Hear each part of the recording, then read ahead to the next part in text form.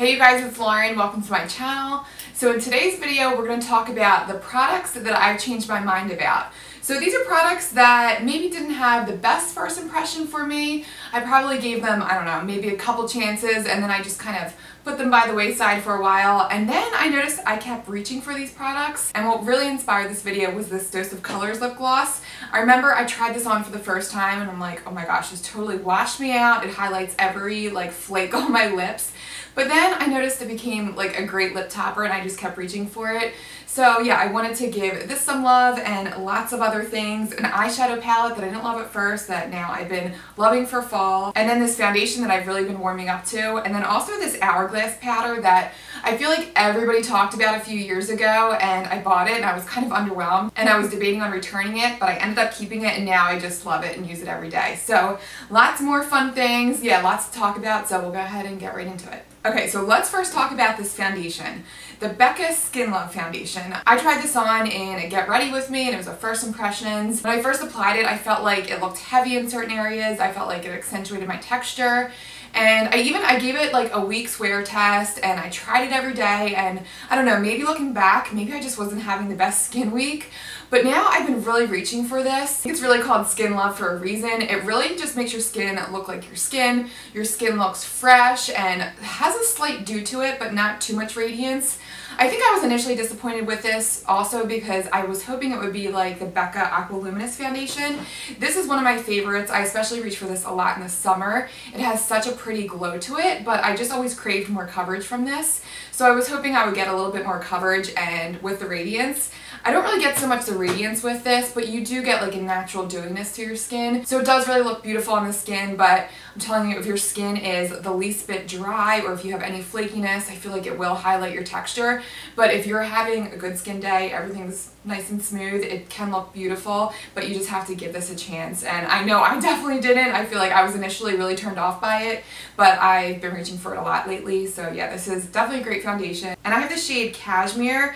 If you're buying this foundation, go up a shade or two from what you think you'd be. I'm wearing it today and I feel like it's a little lighter than how my skin is right now, but I still really like the finish, and yeah, I just feel like it looks like just nice and natural. So yeah, I'm definitely loving this recently. And then as for another complexion makeup product that I didn't initially love, this is the Urban Decay All Nighter Waterproof Concealer. This, I feel like I was really turned off in the beginning because I used it underneath my eyes and I felt like it just sunk into every single line. It just looked heavy and cakey and it just didn't do anything nice for my skin. But then I noticed as I started using it for my melasma spots and if I would get a blemish or two here and there, I was so impressed with the coverage. This covers like nothing else. I'm telling you, if you like a full glam look, you would love this concealer.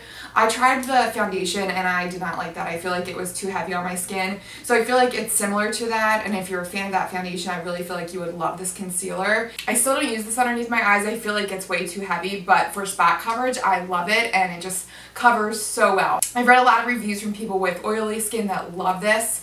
So yeah, if you're the slightest bit oily, I feel like you would love this. Maybe it would even work underneath the eyes for you, but for me, my under eye is just way too dry for this, but spot coverage, it's great. So yeah, I've been loving this. And then that eyeshadow palette I was talking about. So this is the Milani Most Loved Mattes palette, and I've really been reaching for this a ton. I'm wearing it today, and I just feel like the shades, first of all, they're so pretty for fall. They have lots of warm tones in here, but it's balanced out nicely with some cool tones in the middle.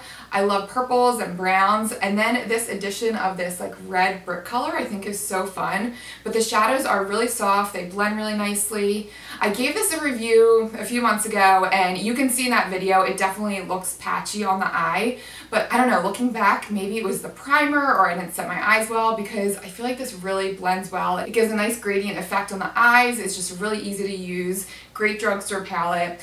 The one thing about this, it's hard to find. I think it's only available at Walmart. I'll try to find the link below. I know I couldn't find this in stores. I had to order it online. But yeah, it's just a great performing palette that has a great value. So I've been loving this. I just didn't initially like it because, like I said, it was a little patchy. But once I got working with it, once I had my eyes set well, I feel like it blends out really nicely. And yeah, I've been a fan of this and I've been reaching for this a ton. So yeah, really digging this. And the mirror is awesome too. It's got this huge mirror. So love that. Okay, and then that Hourglass powder I was talking about. So this is Hourglass Diffused Light. This is one of their ambient lighting powders. And this is the one powder that I feel like everybody was talking about. I went out and spent my hard-earned cash on this. These powders are not cheap by any means. And I guess I was just expecting like magic. And when I initially applied it, I was kind of like unimpressed. I'm like, this isn't really doing anything for me. I wanted like a really radiant, glowy finish to my skin, and I just wasn't getting this. But I rediscovered it this year because of this palette. This is the Hourglass Holiday Edition from last year. This has diffused light in it, and I kept reaching for it, and I didn't even notice that I already had this powder, but I used it all year for underneath the eyes for setting concealer.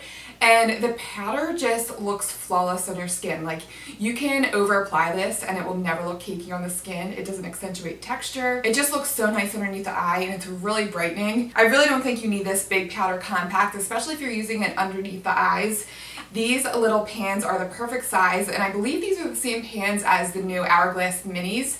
So if you want to try this out, maybe try the mini version. And I think what I was expecting from this powder, I now get out of this shade Dim Light over here. You can see I hit pan, and I think I need to buy this year's holiday palette because it has both Dim Light and Diffused Light in there, which both of these powders I've been using a ton. But this one I've been using all over the face, and it just gives the most gorgeous glow. Just like Diffused Light, it just like melts into your skin, and it doesn't accentuate any texture, any flakiness. It just makes your skin look flawless and dewy. It's just so gorgeous. But yeah, these powders are just amazing. They're like nothing else I've ever tried. But I think when I bought this pan, it was just way too big, and when I was using it underneath the eyes, I liked it and I felt like it gave a beautiful result. But for $44 for this big pan, I'm like, oh my gosh, this is way too much money. But I really think these palettes are a great value, but the minis are a great way to try out these powders, and I really think you'll be blown away whether or not you have oily skin or dry skin, especially if you have dry skin though, because it's amazing how it doesn't accentuate your texture and it just blends in so nicely. They're just gorgeous powders. So initially I was a little underimpressed by this palette, but I noticed with the holiday palette I was reaching for it a ton. So yeah, I definitely re-fell in love with this Diffused Light. So great powders, definitely try out some Hourglass. They have amazing powders. Okay, next up is a mascara. This is by Cosmetic. This is the Superhero Mascara. And I initially didn't like this because I just felt like it was a little clumpy, it didn't do much for my lashes, and for a high-end mascara I just felt like there were better options at the drugstore, mascaras that performed way better than this.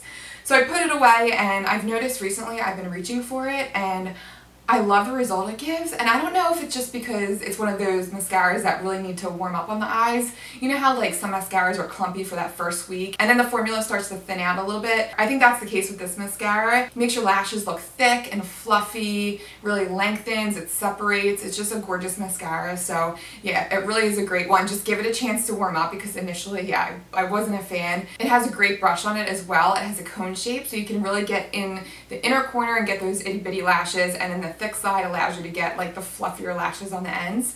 So yeah, great mascara, and yeah, I just didn't give this a chance at the beginning, but really is good, definitely worth the hype. And this is kind of random. This is a makeup tool. This is the EcoTools.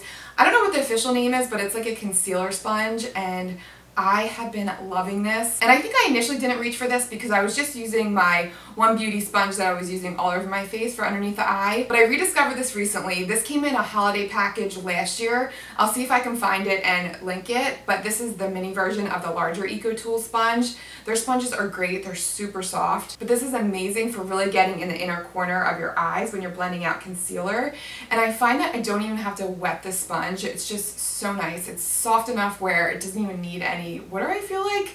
I mean, it definitely performs better with water, but there's been times I've left it in my makeup bag and I've just been lazy, and it's just the perfect size. So I've really been liking this. Definitely try and get your hands on this. I'll try to find it. So yeah, great beauty sponge. Love that. And then I wanted to talk about a highlight. This is the Ofra highlight in Pillow Talk. I'm actually wearing it today, and when I first tried this, I just felt like it was way too of, I guess you would call it an icy highlight. Like it was almost that white, like striking highlight, and almost way too intense. But I'm not a fan of that like mirror-like reflective highlight. I just want it to be like a subtle highlight that I can wear for every day. But these highlights, if you're into that, these are amazing. And I recently discovered that you can actually start off light and they're just really nice and buildable and they don't highlight any texture.